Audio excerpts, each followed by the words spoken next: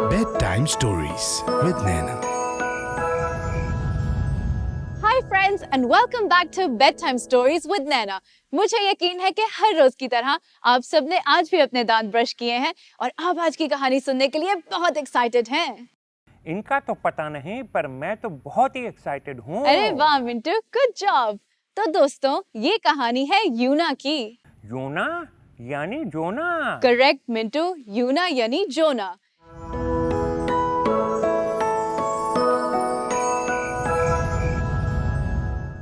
यूना खुदा का एक बहुत नेक नबी था। वो बहुत समझदार इंसान था और सब लोग यूना की बहुत इज्जत और उसका एहतराम करते थे। लोग अपने मसले और परेशानियां लेकर यूना के पास उनका हल ढूंढने आते थे, क्योंकि वो एक बहुत रासबाज इंसान था। यानी यूना एक गुड आदमी था। करेक्ट मिंटू, यूना एक बहुत गुड आदमी था और खुदा यूना की रासबाजी और उसके अच्छे कामों की वजह से उससे बहुत प्यार करता था। यूना भी खुदा से बहुत प्यार करता था, उसके हुक्म पर चलता था और रोज दुआ करता था। दोस्तों, एक मुल्क था नैनवा और ये मुल्क अपने बुरे कामों की वजह से जाना जाता था। Oh no! मिंटू, नैनवा के लोग खुदा के हुक्म को नहीं मानते थे और ना ही खुदा की इबादत करते थे। वो बहुत सख्त दिल, लालची और हमेशा एक दूसरे से झगड़ते ही रहते थे। इसी वजह से खुदा नैनवा के लोगों से बहुत नाराज था। मैं तो लालच नहीं करता गुड बॉय मिंटू। और अपने दोस्तों से भी नहीं लड़ता। वेल डन मिंटू, बस ऐसे ही गुड बॉयज की तरह बिहेव करना। तो दोस्तों, नैनवा के लोगों के गलत कामों से खुदा बहुत सैड था। एक दिन खुदा ने यूना को कहा कि वो नैनवा के लोगों से बहुत ज्यादा नाराज और गुस्सा है। अगर नैनवा के सब लोग अपने बुरे कामों को नहीं छोड़ेंगे तो खुदा उनको बहुत ज्यादा पनिश करेगा। तो इस सब में यूना क्या कर सकता था? मिंटू, ये तो आगे पता चलेगा। यूना ने एक कश्ती ली जो उसको नैनवा से दूर ले जाए। वो खुदा से छुपकर कश्ती के नीचे हिस्से में सो रहा था कि एकदम से तेज तूफान ने कश्ती को चारों तरफ से घेर लिया। सारे लोग डर के मारे अपने अपने खुदाओं को जोर जोर से पुकारने लगे। अरे, यूना अभी भी सो रहा था क्या? जी हाँ मिंटू, यूना अभी भी सो रहा था।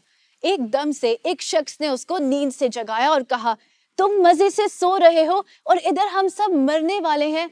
इतना तेज तूफान आया है और हमारी कश्ती किसी भी वक्त डूब सकती है।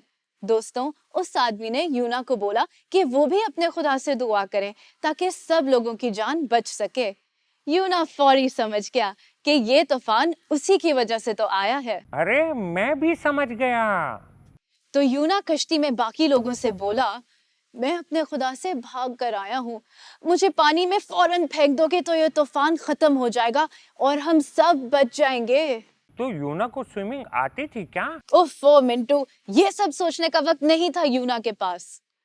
तो फ्रेंड्स, जल्दी से लोगों ने यूना को कश्ती में से समंदर में फेंक दिया और गेस व्हाट, अचानक तूफान भी रुक गया। ओह, तो इसका मतलब यूना ने सही कहा था कि उसको पता था कि खुदा उससे नाराज है। जी मिंटू, जरा आगे तो सुनो, कहानी बहुत इंटरेस्टिंग होने वाली है। दोस्तों, जैसे ही यूना समंदर में गिरा, खुदा ने एक बहुत बड़ी व्हेल मछली को भेजा जिसने यूना को निगल लिया।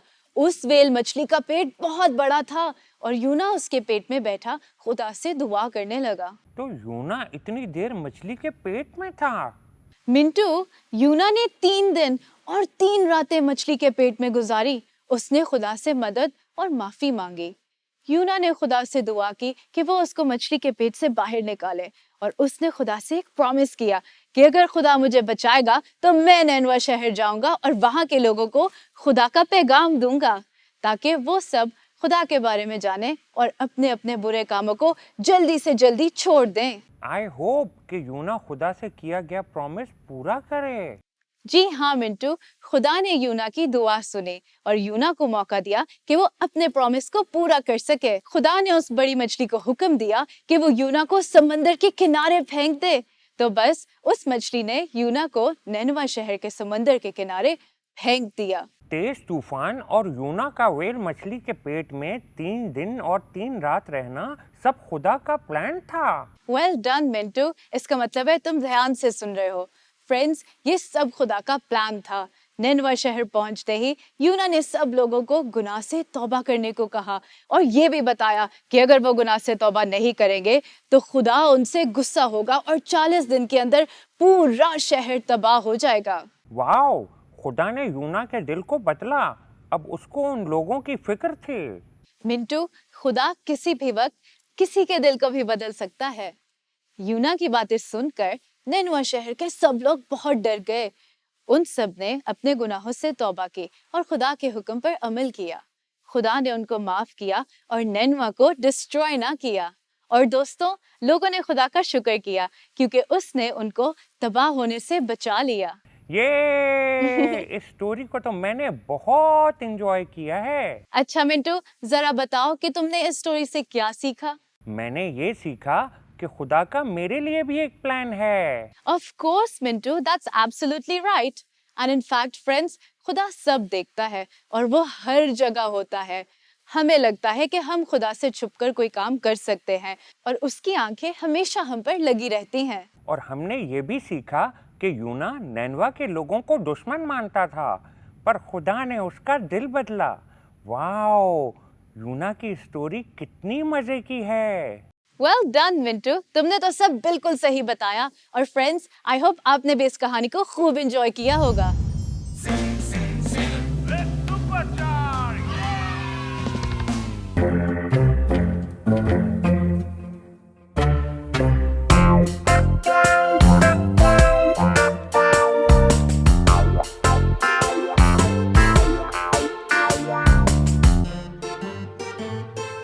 भागा भागा भागा जो न दूर भागा, मुश्किलों से भागा, खुदा से दूर भागा। खुदा की आंखों से तू बच के कहाँ को जाएगा, जहाँ भी तू जाएगा खुदा पीछे आएगा।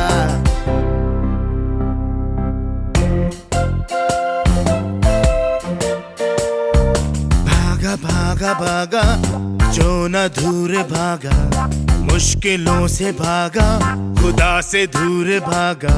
समुंदरों की तह में ना तू छुप पाएगा, भूल है ये तेरी, खुदा से बच तू पाएगा।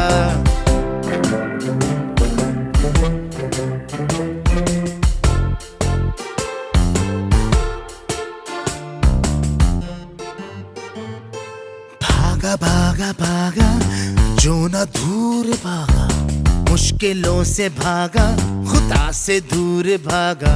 खुदा का पैगाम दुनिया में लेके जाएगा, जो तू बात ना माने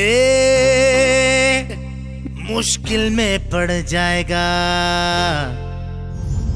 Welcome back, friends, and I hope आपने इस सॉन्ग को बहुत एंजॉय किया। So Mintu, what time is it? Friends, it's prayer time. Yes, it is, and you can join us too. Let's pray. खुदा, अब सब देखते हैं और आप हमेशा हमारे करीब रहते हैं। हमें ओबीडिएंट बनाएं ताकि हम आपकी हर बात को अच्छे से मान सकें। आमीन। आमीन। तो ये थी दोस्तों आज की स्टोरी। मिलते हैं नेक्स्ट टाइम। तब तक के लिए देखते रहना bed time stories With Mintu and Nana. Goodbye. Bye.